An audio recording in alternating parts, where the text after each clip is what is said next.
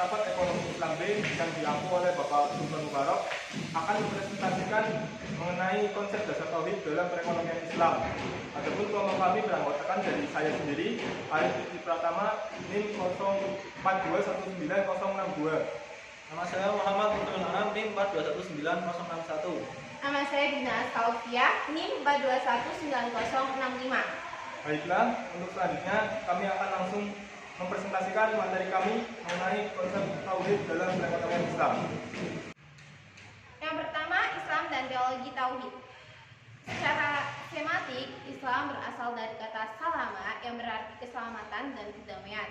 Secara simbolik, keselamatan dan kedamaian dimaknai ketika seorang manusia sedang menjalankan sholat dan diakhiri dengan ucapan salam yang berarti keselamatan, kedamaian, keberkahan, kasih sayang Tuhan untuk manusia. Konsep tauhid dalam Islam adalah konsep fundamental dalam keberagamaan dan menjadi dasar pandangan hidup seorang muslim dalam berbagai aspeknya. Islam adalah agama tauhid, yaitu agama yang menegaskan adanya Tuhan itu satu, esa, tunggal, dan tidak terbagi-bagi, yang menjadi awal dan akhir kehidupan semua yang ada di dunia ini. Teologi tauhid menegaskan adanya Tuhan yang satu yang menciptakan segala sesuatu yang ada ini.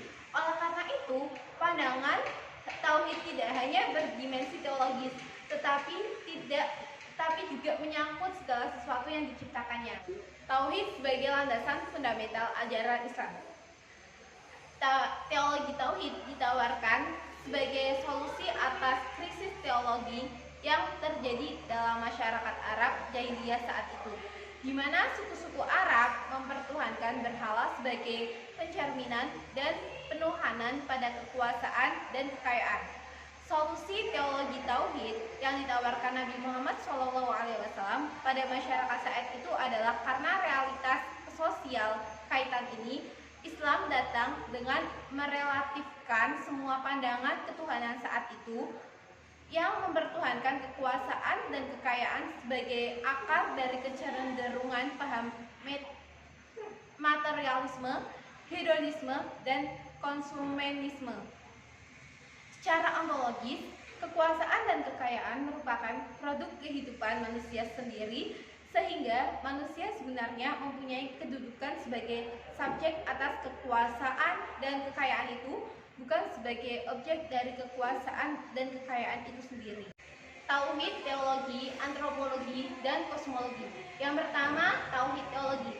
Tauhid teologi pada hakikatnya adalah ajaran ketuhanan yang menegaskan bahwa Tuhan itu hanya satu.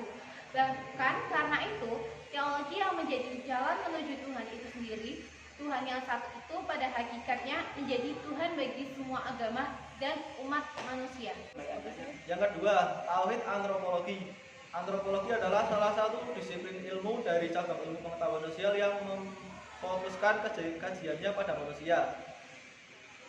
Secara individual, manusia tidak pernah terlibat dalam rencana kejadiannya, baik sejak awal kelahirannya yang tidak pernah direncanakannya sendiri, karena ia lahir melalui proses yang ditentukan oleh kekuasaan yang ada di luar dirinya. Yang ketiga, tauhid kosmologi. Realitas kosmologi adalah realitas yang melekat dalam diri manusia, dan manusia tidak akan pernah bisa melepaskan dari realitas kosmologi ini karena manusia lahir dalam ruang kosmologi. Tidak ada kerusakan kosmologi yang diakibatkan oleh kehidupan internalnya sendiri, tetapi kerusakan itu terjadi oleh perbuatan manusia yang mempunyai kemampuan kreatif untuk mengubah sesuatu yang ada menjadi sesuatu yang baru.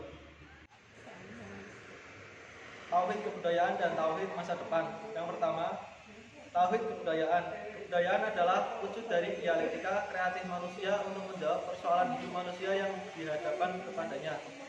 Karena itu, dalam setiap kebudayaan selalu ada trilogi dimensional, yaitu dimensi teologis, kosmologis, dan antropologis yang tidak bisa dipisahkan satu sama lainnya dalam setiap kebudayaan, baik dalam proses maupun dalam produknya. Oke, selanjutnya kita akan membahas tauhid sebagai pandangan hidup dalam Islam.